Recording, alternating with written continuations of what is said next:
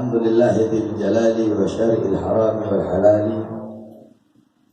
اللهم صل وسلم على نور الأنوار وسر الأسرار وترية الأخيار ومفتاح باب اليسار سيدنا مولانا محمد بن المختار وآله الأطهار وأصحابه الأخيار عدد نعم الله وإفطاره. Amma ba'd, alhamdulillah, segala puji dan syukur kehadirat Allah Subhanahu wa Ta'ala yang telah mengumpulkan kita di majelis ilmu yang penuh.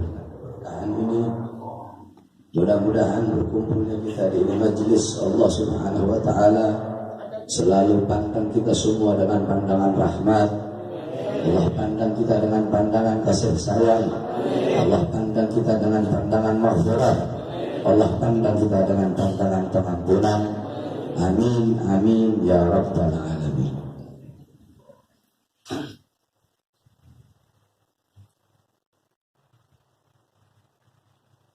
Bab selanjutnya Al-Faslul Tsamin, bab ke-8 fil taubah, tentang taubat.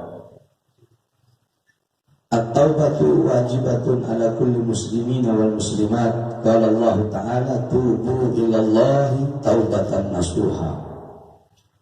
Wal amru lil wujub. Wa qala ta'ala wa la takunu kalladzina nasullaha, yani ahadullah wa nabathu kitabihi wa ra'atuhum fa'ansahum anfusahum, yani halahum hatta lam yanhu anfusahum wa lam yuqaddimu laha khaira. Wa qala sallallahu alaihi wasallam man ahabba liqa Allah ahabba Allah liqa'ahu wa man karaha liqa Allah karaha Allah liqa'ahu ulaika humul fasiqun, yani al-asul an-nakidun ahaduhumul kharijun an tariqil hidayah wal rahmah wal maghfirah. Wal fasik ala nawahani, fasikun kafirun wa fasikun fajirun. Berkata Imam Al-Ghazali, taubat itu adalah suatu kewajiban bagi setiap muslim laki-laki dan setiap muslim perempuan. Ya, kama qala Allah Ta'ala, sebagaimana yang telah Allah firmankan, tubu, bertaubatlah engkau, bertaubatlah kalian, ilallah, bertaubatlah kepada Allah, taubatan nasuha, dengan sebenar-benarnya taubat. Qala al-ulama, yakni at-taubah fardun min kulli ma'siyah. Taubat itu adalah kewajiban dari segala macam maksiat. Baik engkau maksiat kecil atau maksiat besar, baik yang kau lakukan perbuatan dosa kecil atau perbuatan dosa besar, baik kesesatan kecil atau kesesatan besar, baik kufur kecil atau kufur besar, baik syirik kecil atau syirik besar, wajib bagi kita untuk bertaubat kepada Allah Subhanahu wa Ta'ala. Sebagaimana Allah berfirman dalam Al-Quran, tubu, bertaubatlah kalian ilallah, kepada Allah, taubatan nasuha, dengan taubat nasuha, yakni taubat yang sebenar-benarnya.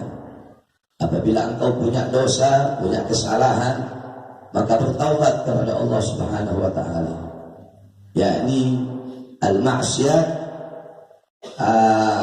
ma tata'allaku bainal ibad wa bainallah, baik itu maksiat yang bersangkutan kepada Allah atau bersangkutan dengan manusia, baik dosamu kepada Allah dan dosamu kepada manusia. Jadi ada syarat-syarat taubat.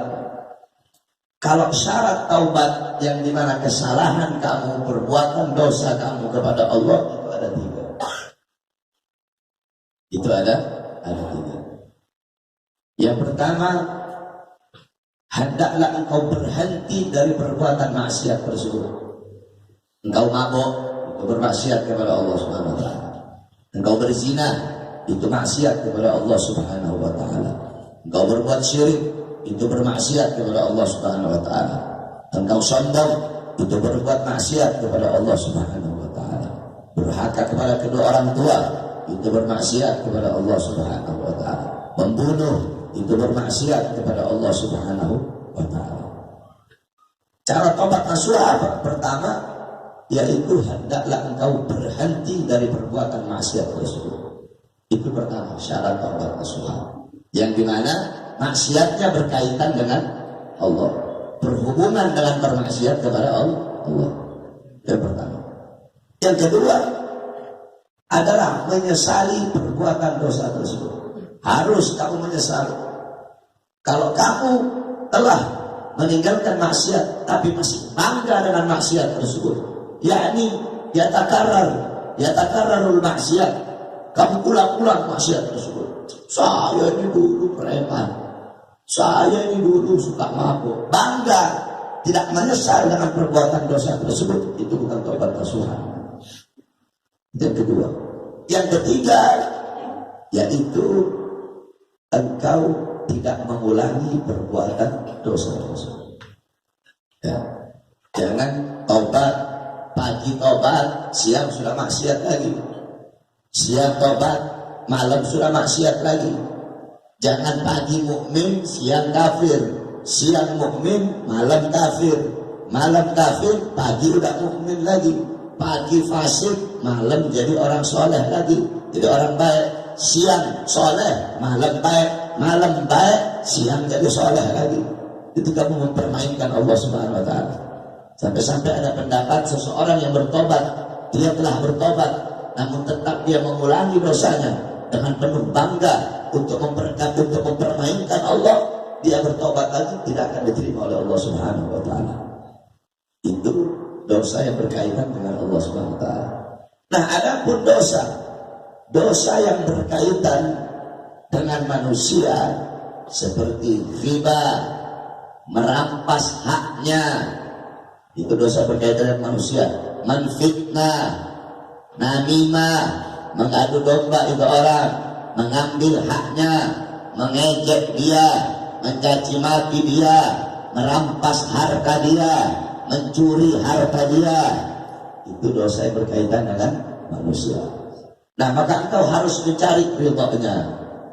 Engkau harus meminta maaf kepada manusia tersebut sebelum itu orang wafat, kecuali ada uzur, seperti kamu sudah berusaha, kamu cari itu orang nggak ketemu, dan bahkan Al-Imam Suyuti berkata, dosa seseorang kepada manusia apabila orang yang dia perbuat dosa tersebut, saya berbuat dosa sama kamu, kemudian kamu meninggal, saya punya utang sama kamu, saya punya dosa sama kamu, saya punya kesalahan banyak sama kamu, kemudian kamu meninggal, ahli waris kamu tidak punya hak untuk memaafkan saya. Makanya kan Nabi bilang sama sahabat, atadaruna manil muflis. Hai sahabat, tahukah kamu siapa orang-orang yang rugi? Sahabat bilang, al-muflis, orang-orang yang rugi, orang-orang yang bangkrut, orang-orang yang gulung tikar.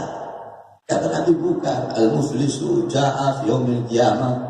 Orang yang rugi itu nanti dia datang ke akhirat, datang pada hari kiamat, bisolatihim, wa bi'ilmihim, wa bisakatihim. Dia datang bawa pahala sholat, bawa pahala ilmu, bawa pahala zakat, bawa pahala haji. Dia bawa pahala yang banyak.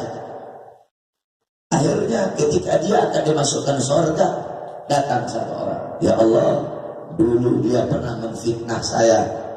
Akhirnya pahala orang yang menfitnah ini dikasih kepada orang yang difitnah. Datang lagi, ya Allah, dulu dia pernah mencaci maki saya. Diambil pahala ini orang yang mencaci maki, dikasih kepada orang yang dicaci maki. Itu kesalahan kepada manusia. Datang lagi, ya Allah, dulu dia pernah namimah saya, adu domba saya. Diambil pahalanya, dikasih. Terus. Udah habis pahala ini orang. Pahalanya habis. Masih datang lagi. Ya Allah, dulu dia pernah memukul saya. Udah habis pahala. Dosa orang yang dipukul dikasih. Ya Allah, dulu ini dia pernah merampas haknya saya. Udah habis pahalanya. Dosa orang yang dirampas hartanya dikasih. Dulu dia pernah menzalimi saya. Dosa orang yang dizalimi dikasih. Sehingga dia menjadi hamba yang rugi. Ruginya apa? Datang bawa amal pahala, habis amal pahalanya tergantikan dengan dosa-dosa kepada manusia yang dia lakukan, sedangkan sebelum wafat dia belum bertobat kepada Allah dan belum meminta maaf daripada mazlum, orang-orang yang dia zalimi tersebut. Itu, ya. Kemudian tubillahi taubatan nasuha. Ini adalah kewajiban untuk bertobat kepada Allah. Ya, wal amru, adapun perintah Allah ini adalah suatu kewajiban. Wa qala ta'ala, sebagaimana Allah Subhanahu wa taala berfirman, wala takunu kalladzina nasullaha, janganlah kalian menjadi orang-orang yang lupa kepada Allah. Lupa kepada Allah Subhanahu wa taala, yakni ahadullah wa nabadhu kitabu wara'a dhuhurihim, yang dimana orang-orang yang berjanji kepada Allah Subhanahu wa taala, mereka berjanji kepada Allah tetapi mereka mengingkari kitab Allah Subhanahu wa taala dan meletakkan kitab Allah tersebut di belakang pundak mereka. Ya, fa'ansahum anfusahum, sehingga Allah membuat mereka lupa terhadap diri mereka, yakni halahum hatta lam yanhu anfusahum wa lam yuqaddimu khairan, sehingga dia lupa dia punya diri dan dia tidak mendahulukan daripada hal-hal yang baik. Wa qala sallallahu alaihi wasallam, dan berkata Rasulullah sallallahu alaihi wasallam, man ahabba liqa Allah ahabba Allah liqa'uhu, barang siapa yang cinta untuk berjumpa dengan Allah, barang siapa yang pengen berjumpa dengan Allah Subhanahu wa taala, maka Allah juga pengen berjumpa dengan itu orang. Wa man taraha, dan barang siapa yang tidak suka liqa Allah, untuk berjumpa dengan Allah, karahallahu liqa'ahu, maka Allah Subhanahu wa taala juga tidak mau berjumpa dengannya. Jadi kalau kamu cinta, kamu pengen, kamu suka berjumpa dengan Allah, Allah juga suka berjumpa dengan kamu. Tapi kalau kamu tidak mau berjumpa dengan Allah, Allah juga tidak mau berjumpa dengan kamu. Maksudnya apa? Allah suka dengan taubatnya kamu. Sampai-sampai dalam hadis diriwayatkan bahwasanya Allah Subhanahu wa taala lebih suka kepada orang yang bertaubat. Senangnya Allah itu, Allah lebih senang daripada senangnya seseorang yang kehilangan onta, kemudian tiba-tiba dia menemukan ontanya. Kita kan kalau lagi kehilangan barang, lama kita cari-cari gak ketemu itu barang. Sekalinya ketemu kan senang banget kita. Ini barang lama-lama saya cari gak ketemu, kan bahagia kita, senang kita. Nah, Allah lebih senang kepada orang yang bertobat dari senangnya seseorang yang kehilangan barang lama kemudian dia menemukan barang tersebut. Saking senangnya Allah Subhanahu wa taala kepada hamba-hamba yang bertobat. Ulaika humul fasiqun, sesungguhnya mereka adalah orang-orang yang fasik. Siapa orang-orang yang fasik? Yakni al-asun, yaitu hamba-hamba yang suka berbuat dosa. An-nakidun ahadahum, yaitu orang-orang yang suka melanggar janji-janjinya. Al-kharijun, orang-orang yang keluar antara hidayati wa rahmati wal maghfirati, orang-orang yang keluar daripada jalan hidayah, daripada jalan rahmat, dan daripada jalan maghfirah. Wal fasik ala naw'aini, adapun fasik itu terbagi menjadi dua. Al-fasik itu yakni al-fasaqa bisa diartikan orang-orang yang keluar. Orang-orang yang keluar, jadi al-fasaqa min ibadatillah, orang yang keluar dari ibadah kepada Allah, jadi tidak beribadah kepada Allah. Kalau orang-orang Arab itu suka bilang fasaqat ar-radbatu fasaqat ar-radbatu min shibri min gisri, fasaqat ar-radbatu min gisri, telah keluar, ya, telah keluar itu ar-rutab, rutab itu kurma basah dari daunnya. Jadi fasa itu orang yang keluar. Maksudnya apa? Orang yang keluar dari ibadah, keluar dari sholat, yakni tidak beribadah kepada Allah. Yakni maksudnya apa? Ya bermaksiat kepada Allah Subhanahu wa taala. Nah, fasik itu ada dua. Fasikun kafirun, ada orang fasik yang kafir. Wa fasikun fajirun, ada orang fasik yang rusak. Ada orang fasik yang kafir, ada orang fasik yang rusak. Fal fasikul kafiru huwa man lam yu'min billah wa rasulih wa kharaja 'anil hidayah wa dakhala fi dhalalah. Adapun fasik yang kafir itu yaitu huwa man lam yu'min billah, adalah dia orang yang tidak beriman kepada Allah Subhanahu wa taala wa rasulih, dan tidak beriman kepada Rasul Allah Subhanahu wa taala Nabi Muhammad. Wa kharaja 'anil hidayati, dan dia orang yang keluar dari hidayah, keluar dari petunjuk, wa dakhala fi dhalalah, dan dia masuk di dalam kesesatan. Kama qala Allah taala fafasaka an amri rabbih, yaitu mereka orang-orang yang keluar, orang-orang yang menentang daripada perintah-perintah Allah Subhanahu wa taala, yakni kharaja an ta'ati amri rabbih bil iman, yakni mereka keluar dari ketaatan atas apa-apa yang diperintahkan oleh Tuhannya, yaitu Allah Subhanahu wa taala. Allah perintahkan salat, dia tidak salat. Allah perintahkan puasa, dia tidak puasa. Allah perintahkan zakat, dia tidak zakat. Allah perintahkan haji, dia tidak haji. Allah perintahkan berbakti kepada kedua orang tua, dia durhaka kepada kedua orang tua. Jadi dia bermaksiat, dia keluar daripada ketaatan dan tidak beriman kepada Allah Subhanahu wa taala. Ini orang fasik yang kafir, yakni orang yang tidak beriman kepada Allah Subhanahu wa taala. Tidak beriman kepada Allah dan meninggalkan perintah Allah. Allah perintahkan beriman, dia tidak beriman. Wal fasikul fajir, dan adapun orang fasik yang rusak, yang suka bermaksiat, huwallazi yashrabul khamr wa ya'kulul haram wa yazni wa ya'si Allah taala wa yakhruju min tariqil ibadah wa yadkhulu fil ma'siyah wa la ya'ti syirik. Orang-orang fasik fajir yaitu mereka orang-orang yang suka minum khamr, wa ya'kulul haram, suka makan barang-barang haram, suka berzina, suka bermaksiat kepada Allah. Wa yakhruju min tariqil ibadah, dia keluar daripada jalan ibadah. Wa yadkhulu fil ma'siyah, dia masuk di dalam perbuatan maksiat. Jadi pertama fasik kafir yang tidak beriman kepada Allah Subhanahu wa taala, tidak beriman kepada Rasulullah, dia keluar dari hidayah, tidak mendapat petunjuk dari Allah, kemudian dia masuk ke dalam kesesatan. Adapun fasik yang kedua yaitu fasik fajir, dia beriman kepada Allah, dia ini muslim, dia ini mukmin, dia beriman kepada Allah Subhanahu wa taala, tetapi dia suka minum khamr, tetapi dia suka makan barang haram, tetapi dia suka berzina, tetapi dia suka narkoba, tetapi dia suka melacur, dia tidak mau sholat, tidak mau zakat, tidak mau puasa, tapi dia mukmin, dia beriman kepada Allah Subhanahu wa taala, tetapi suka bermaksiat dan meninggalkan ketaatan.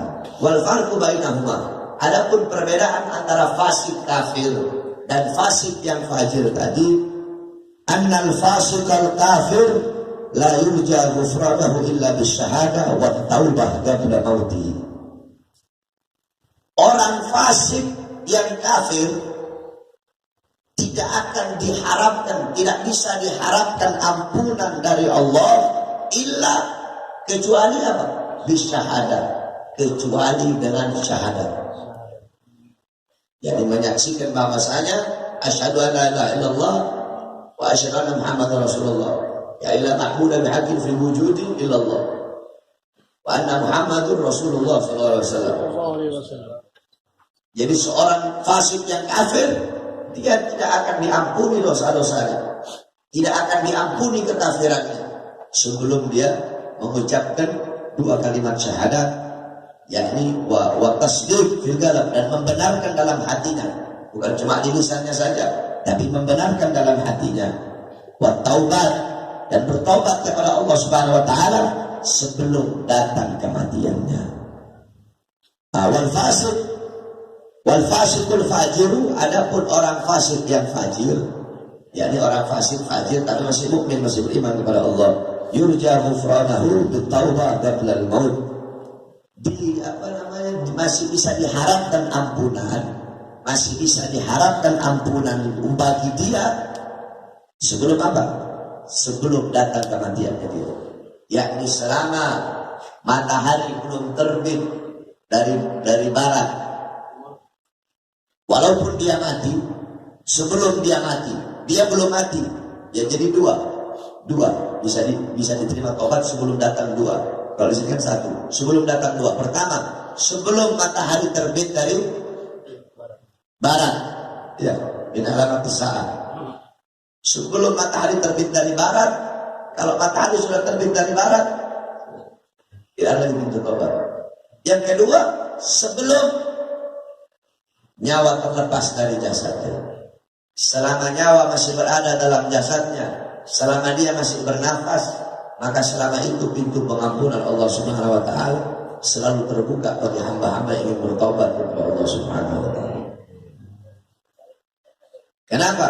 Fa inna kulla ma'siyat asluha min asy-syahwah an-nafsaniyah yurja ghufranuha wa kulla ma'siyat asluha min al-kibr la yurja ghufranuha wa ma'siyatul iblis kana asluha min al-kibr fayanbaghi lak an tatuba min dhunubika qabla al-maut raja'an an yaqbalaka Allah kama qala Allah ta'ala wa huwa alladhi yaqbalu at-tawba 'an ibadihi wa ya'fu 'an as-sayyi'at al-ayat yani yatajawazu amma 'amalu bi qabli at-taubah wa qala sallallahu alaihi wasallam at-ta'ib min dhanbi kaman la dhanba lahu. Perhatikan ya, jadi orang fasik yang fajir itu bisa diharapkan ampunan. Bisa diharapkan ampunan dengan apa? Dengan bertaubat kepada Allah. Qablal maut, sebelum datangnya kematian. Kenapa? Fa inna kulla ma'siyat asla min asy-syahwat an-nafsaniyah yurja ghufranuha. Karena setiap maksiat yang berasal dari syahwat, setiap maksiat yang berasal dari nafsu, syahwat kamu, nafsu kamu mendorong untuk bermaksiat, mendorong untuk berbuat dosa. Maksiat yang berasal dari syahwat itu masih bisa diharapkan ampunan. Kenapa? Li'anna maksiat Adam min syahwat. Karena maksiat Nabi Allah Adam itu berasal dari syahwat. Syahwatnya, nafsunya pengen makan buah kurdi, sehingga Allah keluarkan Nabi Allah Adam dari surga. Ketika Allah keluarkan Nabi Adam dari surga, Allah terima taubatnya ketika berada di kota Mekah. Kenapa? Karena maksiatnya berasal dari syahwat. Sebaliknya, ada pun maksiat yang berasal dari sombong, maksiat yang berasal dari kibir. Nah, ini maksiat yang tidak bisa diharapkan ampunannya kecuali dengan betul-betul dia bertaubat kepada Allah Subhanahu wa taala sebelum datang dia punya kematian. Maka hendaklah bagi engkau untuk bertaubat kepada Allah dari dosa-dosamu qablal maut, sebelum datang kematianmu. Kenapa? Dengan harapan agar Allah Subhanahu wa taala menerima engkau punya taubat. Sebagaimana dalam Al-Qur'an Allah Subhanahu wa taala berfirman, sesungguhnya Allah Subhanahu wa taala menerima taubat seorang hamba dan memaafkan kesalahan-kesalahan hamba tersebut. Yang dimana dalam hadis kata Nabi berkata, at-taibu, ya, orang yang bertaubat kepada Allah Subhanahu wa taala min dzambi kaman la dzamba lahu. Orang yang bertaubat adalah orang-orang yang dimana dia seperti tidak punya dosa. Jadi kamu bertaubat kepada Allah, kamu kayak bayi baru lahir, tidak ada sedikit pun dosa dalam diri kamu. Dia diceritakan, anna rajulan kana kullama adnaba yaktubu dhanbahu fi diwan fa adnaba yawman ma dhanba fa nashara diwanuhu yaktubu fihi falamma yajidu fihi illa Allah ta'ala fa ulaika yabdulu Allah sayi'atihim hasanat. Al-ayah yani yubaddilu makana syirik al-iman wa makana zina al-afu wa makana al-ma'siyah al-asma wa ta'at. Diceritakan ada seorang laki-laki yang dimana setiap dia berbuat dosa itu dia tulis, dia punya diwan, dia punya catatan. Setiap dia berbuat dosa dia tulis, hari ini saya berzina, hari ini saya mabok, hari ini saya melacur, hari ini saya berdusta, hari ini saya berbohong, hari ini saya melebihkan timbangan, hari ini saya begini, hari ini saya begini. Semua dosa dia tulis di satu diwan, ditulis di buku catatannya dia. Sehingga satu waktu ketika dia mau tulis dosanya dia itu, tiba-tiba catatan itu semua hilang. Tidak ada satupun tulisan tangannya dia. Catatannya hilang semua. dan diganti catatan tersebut dengan ayat Al-Quran. Sesungguhnya Allah Subhanahu wa Ta'ala menggantikan perbuatan dosa mereka dengan hasanat, yaitu dengan kebaikan. Jadi semua dia tulis itu di diwan, hari ini saya berzina, hari ini itu hilang semua. Kenapa? Karena pertobatan dia kepada Allah Subhanahu wa Ta'ala. Sehingga ketika dia pengen tulis lagi dosanya, udah gak ada itu catatan, diganti dengan ayat tadi.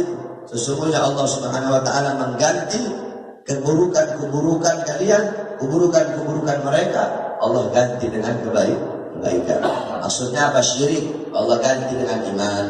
Perbuatan zina, Allah Subhanahu wa Ta'ala ganti. Kamu dulunya suka berbuat syirik, datang ke dukun, kamu bertobat, Allah ganti kamu punya perbuatan syirik dan perbuatan iman.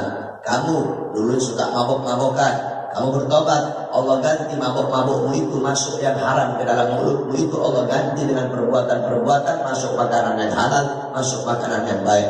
Dulu kamu suka berzina, Allah ganti perbuatan zina kamu itu dengan menikah, dengan sesuatu yang dihalalkan oleh Allah Subhanahu wa Ta'ala. Dulu kamu durhaka kepada kedua orang tua, kamu bertobat, Allah ganti perbuatan durhakamu itu dengan perbuatan taat. Dulu kamu suka mencuri, suka merampas, suka mengambil hak orang, Allah ganti dengan apa? Dengan nantinya kamu suka memberi orang. Kamu dulunya sombong, kamu bertobat, Allah ganti sombong kamu dengan apa? Dengan tawadhu.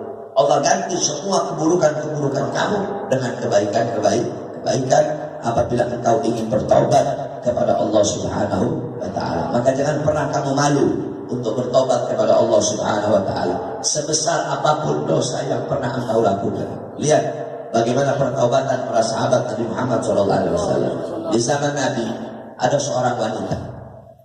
Ketika Nabi duduk bersama sahabat, datang ini wanita tadi. Ini wanita datang, dia berkata, "Ya Rasulullah, sesungguhnya aku ini telah berzina ya Rasulullah." Ihmarrat wajhnya, merah wajahnya Nabi, kayak mau keluar darah dari mukanya Nabi. Ketika Nabi lihat, ternyata ini perempuan lagi hamil. Nabi itu ngarep ini orang nggak usah ngomong seperti ini, tapi tetap ini perempuan ngomong. Kenapa? Karena dia itu pengen bertobat kepada Allah Subhanahu wa Ta'ala. Tolong sucikan aku ya Rasulullah. Sucikan aku, hukum aku ya Rasulullah, biar aku jadi suci. Aku menerima had, aku menerima rajam apapun dari ya Rasulullah. Kata Nabi apa? Engkau sedang hamil, biarkanlah nanti kalau kamu sudah selesai hamil baru kamu datang lagi Tuhan. Akhirnya 9 bulan selesai hamil, datang dia bawa anak. Ya Rasulullah, aku sudah selesai hamil, tolong ya Rasulullah, aku pengen bertobat ya Rasulullah, tolong Allah dulu ampuni dosaku, tolong sucikan aku Rasulullah. Nabi hancur hatinya Nabi hancur. Lihat ini perempuan bawa bayi. Kata Nabi apa? Biarkan kamu susui dulu bayi kamu, sampai nanti kalau udah kamu sapi, udah gak nyusu, baru kamu bawa kemari kamu punya bayi. Akhirnya dibawa lagi sama itu perempuan, sampai selesai 2 tahun, selesai sedia sapi, baru dia datangnya Rasulullah. Udah. Kalau kita kan nggak mungkin kayak begitu. Ini perempuan saking memiliki iman yang teguh, pengen taubat. Padahal hukumannya dia mati, dirajam dia, zanil muhsan, dia udah punya suami tapi berzina. Akhirnya apa? Dia datang ke Rasulullah, udah aku selesai sapi. Akhirnya kata Rasulullah, man arada an yakfil hadas sabi. Kata Nabi, siapa yang pengen menjaga ini anak, maka kelak dia akan berjumpa dengan di surga. Akhirnya ada sahabat Nabi yang ngurusin anak ini perempuan, kemudian dirajamlah sama Nabi Muhammad sampai ini wanita mati. Ketika ini wanita udah mati, Nabi sholatin jenazahnya. Padahal seorang pezina, Nabi sholatin jenazahnya. Akhirnya kata si Umar bin Khattab, "Ya Rasulullah, kenapa kamu sholatin jenazah itu perempuan? Dia kan pezina." Apa kata Rasulullah? Kesungguhan dia dalam bertaubat, satu taubatnya dia cukup untuk 70 penduduk Madinah yang berbuat dosa. Karena begitu teguhnya dia pengen bertobat kepada Allah Subhanahu wa Ta'ala. Seperti itu. Kemudian ada Tha'labah bin Abdurrahman. Beliau sahabat Nabi yang dimana satu waktu beliau ini tidak sengaja, ada satu perempuan yang sedang mandi, tirainya kebuka, nggak sengaja lihat, ditutup kata beliau begini. Kalau sengaja kan beda lagi. Kalau sengaja itu ada satu hadis dalam kitab Marqatus Su'ud Tasdiq qala Rasul man tala'a fi baiti qaumin bighairi idrihim faqad halal lahum an yafaqqa ainahu. Barang siapa yang ngintip-ngintip isi rumah seseorang, ngintip-ngintip isi rumah tanpa izin dari pemilik rumah, sang pemilik rumah halal mencolok kedua mata. Fudul, mau cari tahu, ngintip lihat rumah, itu istrinya Habib, itu anak-anaknya Habib, itu hartanya Habib, itu begini, itu ininya orang, itu fudul, ngintip-ngintip isi rumah, sang pemilik rumah halal mencolok kedua mata. Kalau sengaja, ini kan beliau nggak sengaja, langsung beliau tutup. Akhirnya nyesel beliau. Akhirnya apa? Beliau ngilang, beliau cari gunung yang tinggi, nangis, nyesel. Padahal cuma gitu doang. Kamu pagi hari siang soal maksiat, gak ada nyesel. Kamu tahu Nabi Muhammad setiap hari kata Nabi, setiap hari 100 kali bertobat kepada Allah SWT. Padahal Nabi gak punya dosa, Nabi gak punya salah, tapi sehari 100 kali bertobat kepada Allah Subhanahu wa Ta'ala. Nah akhirnya beliau selama 40 hari pergi ngasih ke gunung. Nabi suruh Umar bin Khattab, Nabi suruh Salman Al-Farisi cari sampai ketemu, gak dapat. Akhirnya ketika satu waktu mereka nanya sama satu orang kambing, sama satu orang roi, pengembala kambing, kamu lihat itu orang begini. Oh iya, dia ada. Dia tidak pernah keluar kecuali selama 40 hari baru satu kali dia keluar datang ke sini. Itu Allah SWT. Dari pagi badannya udah kurus, matanya cekung, banyak menangis, takut kepada Allah SWT. Dipanggil sama Nabi, disuruh duduk di pahanya Nabi. Dia tidur di pahanya Nabi. Ketika dia tidur di pahanya Nabi, kata ini sahabat tadi, kata Sa'labah bin Abdurrahman, ya Rasulullah, aku tidak pantas, berdosa ini tidak pantas duduk di pahamu ya Rasulullah. Kata Nabi, kamu berbuat dosa apa? Kata Sa'labah tadi, ya Rasulullah, aku tidak sengaja ada wanita yang terhingkap sehingga aku melihat auratnya ya Rasulullah. Kata Nabi apa? Apabila seorang hamba datang kepada Allah dengan membawa dosa sebanyak bumi, datang bawa dosa sebanyak bumi, maka Allah akan terima dosanya dia, pengampunan Allah sebesar bumi. Subhanallah. Ada orang datang bawa dosa kepada Allah sebesar bumi, pengampunan Allah juga sebesar bumi untuk dia. Akhirnya ketika dia dengar itu, langsung ketika itu juga dia meninggal ketika dia meninggal ketika itu juga Rasulullah sholati dia. Setelah selesai sholati, Rasulullah jalan kayak begini. Rasulullah jalan begini. Sahabat bilang, ya Rasulullah, kamu kenapa jalan seperti kayak sempit? Kata Rasulullah, iya, aku jalan seperti ini karena terlalu banyak malaikat yang turun dari langit untuk mensolati jenazah kepada Allah, sehingga aku merasa sempit. Orang yang bertobat kepada Allah Subhanahu wa Ta'ala. Kemudian ada seorang pembunuh, 99 kali dia bunuh orang. 99 kali dia bunuh orang. Akhirnya dia datang ke satu orang ingin bertobat. Ayo tuntun aku untuk bertobat. Dosa apa yang kamu lakukan? Aku berbuat dosa telah membunuh 99 orang. Celaka kamu, kata orang lain. Kesal dia dibilang begitu orang mau tobat, malah digonggongin begitu dibunuh. Pas jadi 100 orang dia bunuh. Akhirnya dia cari kabar siapa nih yang bisa tuntun saya bertobat. Kamu pergi ke ujung sana, ada orang yang bisa tuntun mau bertobat. Pergi dia ke tempat tersebut, di tengah perjalanan meninggal dunia. Akhirnya malaikat azab sama malaikat rahmat berselisih paham. Kata malaikat rahmat, ini orang meninggal husnul khatimah. Kenapa? Karena meninggalnya dia dalam perjalanan untuk bertaubat kepada Allah. Malaikat azab bilang, oh enggak, ini orang matinya husnul khatimah. Kenapa? Karena dia meninggal habis bunuh orang. Mereka datang kepada Allah.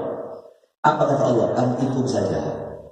Kalau jarak dari dia tempat bunuh orang tadi, ya, kalau jarak dia lebih dekat, jarak dia mati Ini dia mati di sini. Kalau jarak dia mati dari jarak dia bunuh orang lebih dekat, meninggalnya Husnul Khatimah.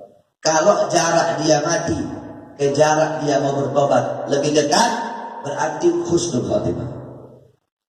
Akhirnya ketika dihitung sama malaikat, jarak dia lebih dekat kepada tempat dia bertobat, padahal belum bertobat. Karena dia niat bertobat, dihitung jaraknya, sehingga laki-laki tersebut meninggal dalam keadaan husnul khatimah. Al-Imam Abu Hurairah radhiyallahu anhu, satu waktu datang seorang wanita ke beliau, bilang, "Ya Abu Hurairah, aku berbuat dosa begini. Kata yang bodoh, celakalah kamu itu celaka dan mencelakakan. Pergi jauh-jauh, aku takut dapat bala." Pergi wanita dalam keadaan sedih. Akhirnya baru pikir, ya Allah, Rasulullah ini masih ada, tapi aku sudah mengeluarkan fatwa seperti itu. Dia datang ke Rasulullah. Ya Rasulullah, tadi ada wanita ngomong apa kata Nabi? Celaka kamu ini celaka dan mencelakakan orang. Cepat kamu cari. Dia cari selama puluhan hari, dicari-cari. Sampai-sampai anak-anak kecil kira ya Abu Hurairah udah gila nyari orang. Akhirnya begitu ketemu dibawa ke Rasulullah SAW. Akhirnya ini wanita sangat gembira, ternyata taubatnya bisa diterima oleh Allah Subhanahu wa Ta'ala. Nah, makanya bertobat kamu, sebesar apapun dosa yang kamu lakukan, ada yang lebih besar. Apa itu? Pintu pengampunan Allah Subhanahu wa Ta'ala.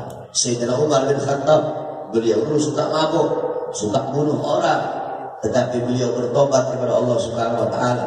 Ketika beliau pergi ke rumah adiknya beliau namanya Fatimah.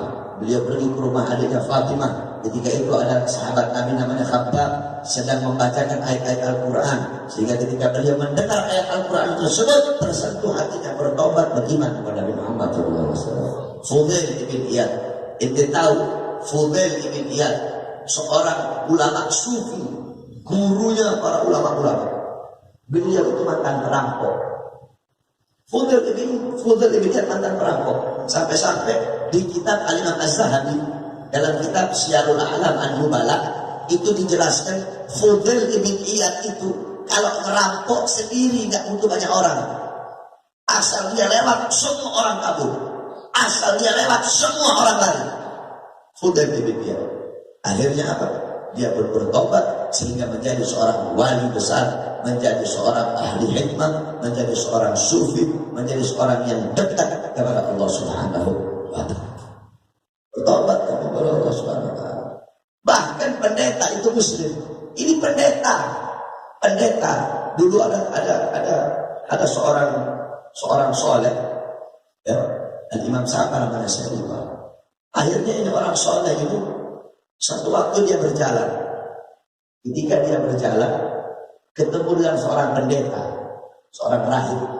Ini pendeta bilang, "Ya fulan, saya udah 3 hari nggak makan, lapar saya." Akhirnya orang soleh berdoa kepada Allah, "Ya Allah, tolong turunkan makanan dari langit, turun makanan dari langit, makan bareng-bareng." Akhirnya nggak selama tetap deh, kalau itu Malik bin Dinar kalau nggak salah, Malik bin Dinar lupa namanya. Akhirnya berjalan, di tengah perjalanan gantian, ini orang soleh tadi bilang, "Aku lapar, pendeta, kamu punya makanan enggak?" Itu pendeta angkat tangan, "Ya Allah, turunkan makanan dari langit, turun makanan." Kaget ya orang itu. "Saya nggak mau makan ini makanan, suruh kamu jelasin apa yang terjadi. Ayo cepat jelaskan apa yang terjadi." Dijelaskan sama pendeta tadi, "Selama 3 hari aku ikut dengan kamu. Ketika aku melihat kejadian kamu minta turun makanan dari langit, ketika itu aku masuk Islam. Ketika itu aku mulai dekatkan diriku kepada Allah Subhanahu wa Ta'ala, sehingga Allah mengabulkan apa yang aku minta." Yakni Allah memberikan apa-apa yang tidak Allah berikan kepada hamba-hamba yang sudah bertobat kepada Allah Subhanahu wa Ta'ala. Ada seorang tukang jagal. Ini tukang jagal. Akhirnya suatu waktu dia pergi datang untuk meminang seorang perempuan. Sebelum dia nikah mau diajak zina ini perempuan. Takut jadi perempuan. takut kepada Allah. Kata laki-laki, kalau engkau saja takut kepada Allah, bagaimana aku tidak punya rasa takut kepada Allah? Akhirnya ini tukang jagal pergi bertobat kepada Allah SWT. Ketika dia di jalan dalam pertaubatannya kepada Allah, dia berjumpa dengan satu orang soleh. Akhirnya ke awan itu. Dia kira awan ini ngikut, awan ini naungi dia gara-gara ada orang soleh. Terus ikutin sampai ada orang soleh sudah selesai, dia pergi lagi. Ketika dia balik, itu awan nggak ngikutin orang soleh, itu awan ngikutin dia, dikejar sama orang soleh tadi. Subhanallah, kamu kok bisa seperti ini? Awan menaungi kamu. Dia cerita, saya ini baru bertobat kepada Allah Subhanahu Wa Taala. Akhirnya apa itu orang soleh?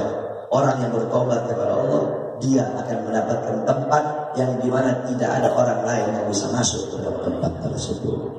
Bertobat kepada Allah, sebesar apapun dosa yang kamu lakukan, ingat pintu pengampunan Allah lebih besar daripada dosa-dosa yang kamu lakukan. Dulu pernah datang satu orang kepada Rasulullah, ya Rasulullah, aku berbuat dosa besar. Lebih besar mana dosa kamu dengan bumi? Lebih besar dosa saya. Lebih besar mana dosa kamu dengan langit? Lebih besar dosa saya. Lebih besar mana dosa kamu dengan arsy? Lebih besar dosa saya. Emangnya dosa kamu apa? Dia cerita, saya ini tukang gali kubur. Ketika saya gali kubur ada mayat wanita. Saya nafsu, saya syahwat, saya sange.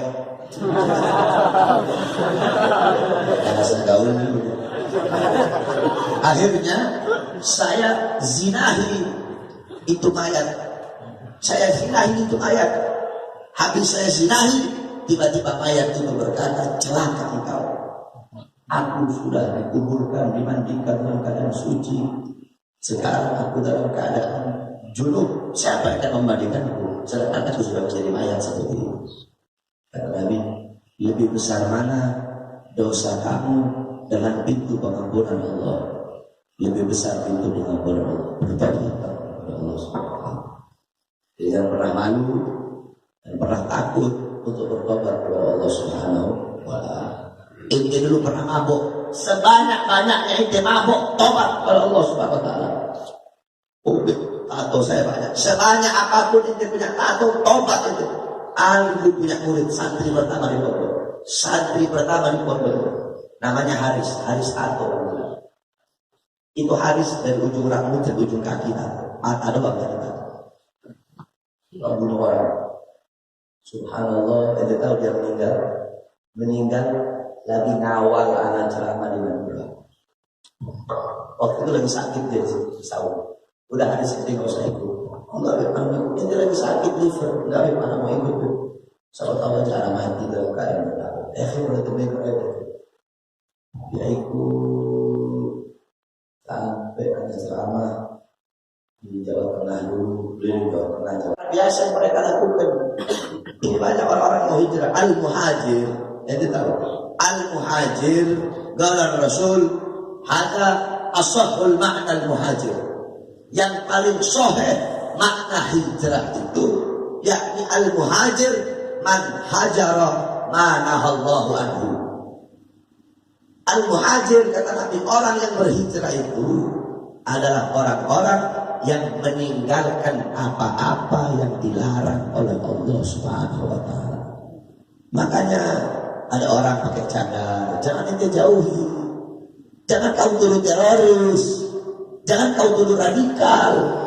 Mereka itu dulunya pakai tank top, mereka itu ada yang dulunya pakai rok mini, mereka itu ada yang dulunya anak band, mereka dulu itu ada yang dulunya pelacur.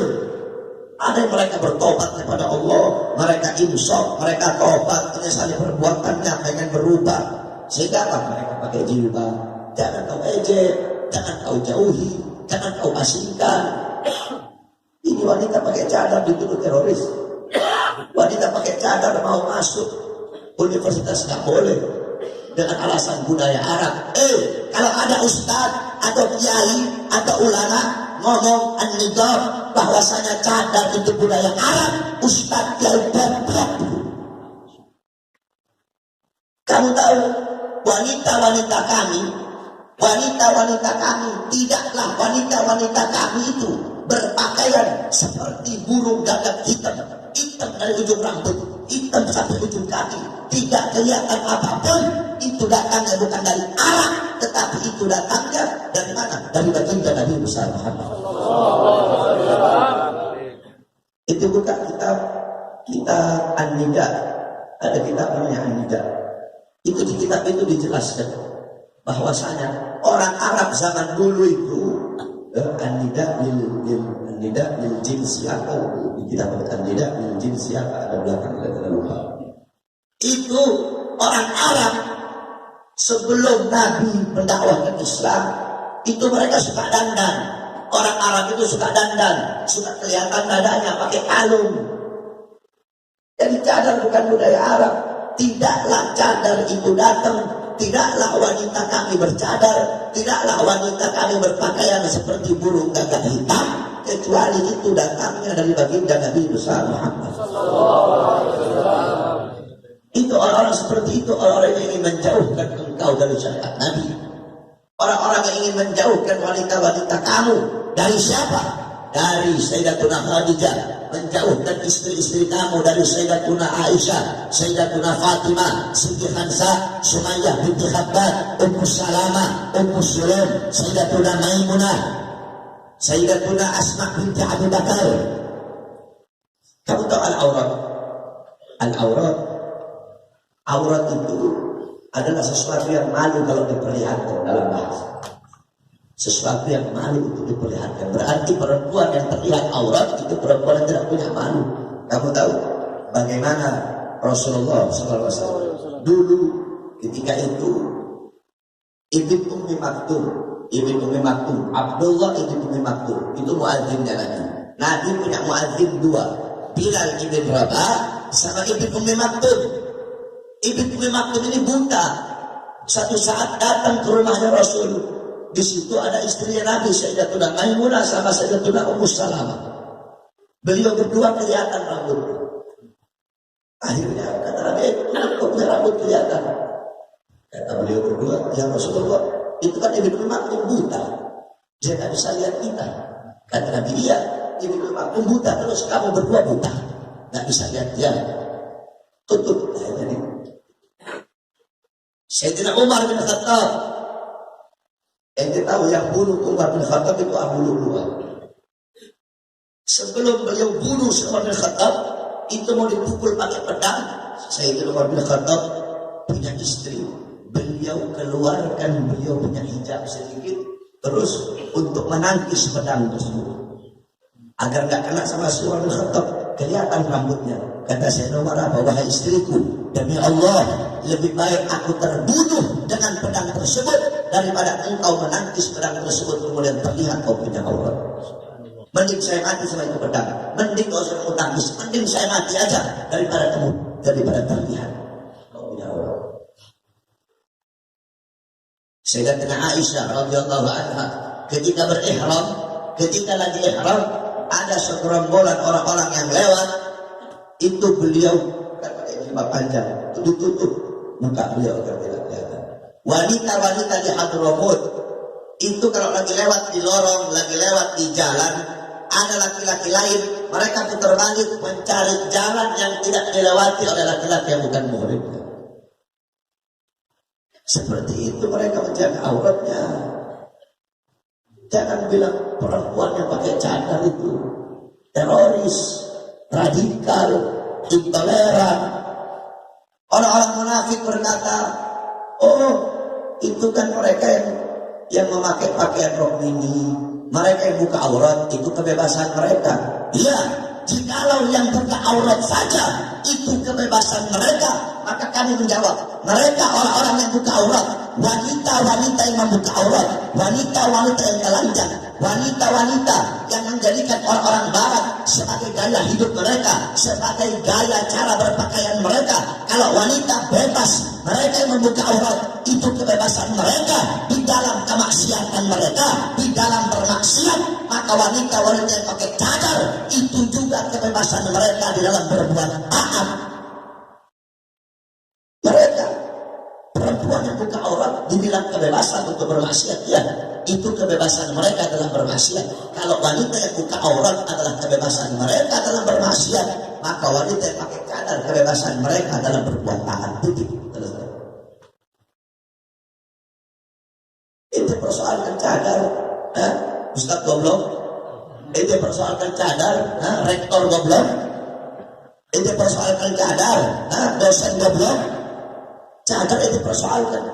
Wanita yang buka auratnya tidak persoalkan. Wanita yang pakai rok ini tidak persoalkan. Wanita yang rambutnya terurai tidak persoalkan. Jadi tidak ada itu. Cadar bukan budaya Arab, budaya Nabi, budaya Islam, ajaran Nabi. Datangnya bukan dari Arab. Orang Arab suka dandan ketika di zaman jahiliyah. Itu bukan kitab-kitab tafsir.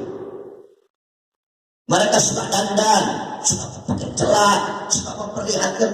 Bahkan kalau ada orang puji mereka, mereka kasih uang. Sehingga ketika turun ayat yang Allah memerintahkan istri-istri para nabi untuk memakai hijab, barulah mereka mulai pakai hijab. Itu datangnya bukan dari Arab. Wanita kami berpakaian seperti gagak hitam, pakai cadar dari ujung sini sampai sini nggak kelihatan. Itu semua datangnya bukan dari budaya Arab, melainkan datangnya dari baginda Nabi besar Muhammad SAW. Cadar ikhtilaf ulama. Ulama berbeda pendapat tentang hukum cadar. Dhahaba jumhurul fuqaha, jumhur para ulama, para fuqaha, para ahli fikih, al-Hanafiyah, wal Malikiyah, wal Syafi'iyah, wal Hanabilah. Pendapat mazhab al-Imam Hanafi, al-Imam Maliki, al-Imam Syafi'i, al-Imam Hanbali, itu ikhtilaf, berbeda ulama, berbeda pendapat para ulama. Contoh dari mereka, dari beliau-beliau, intinya fatwanya seperti ini, ya. Ada habal jumhurul fuqaha al-Hanafiyah wal Malikiyah wal Syafi'iyah wal Hanabilah ila anna al-wajha laisa bi'auratin. Ingat, tahu artinya? Sesungguhnya wajah perempuan itu bukanlah aurat. Wajah wanita bukan aurat. Wajah wanita bukan aurat. Wa idza lam yakun auratan, maka oleh karena wajah wanita itu bukan aurat, fayajuzu, maka diperbolehkan antasturahu wa tantakiba, maka diperbolehkan bagi dia untuk menutup wajahnya dan berniqab pakai cadar. Ya. Walaha antakshifahu wala tantakiba. Bisa juga dia buka dan tidak bercadar, tapi pakai jilbab. Kelihatan, nggak apa-apa kelihatan mukanya, tidak apa-apa pakai cadar, nggak apa-apa juga, enggak. Jadi pakai cadar boleh, nggak pakai cadar juga boleh. Bahkan al-Hanafiyah lebih tegas lagi.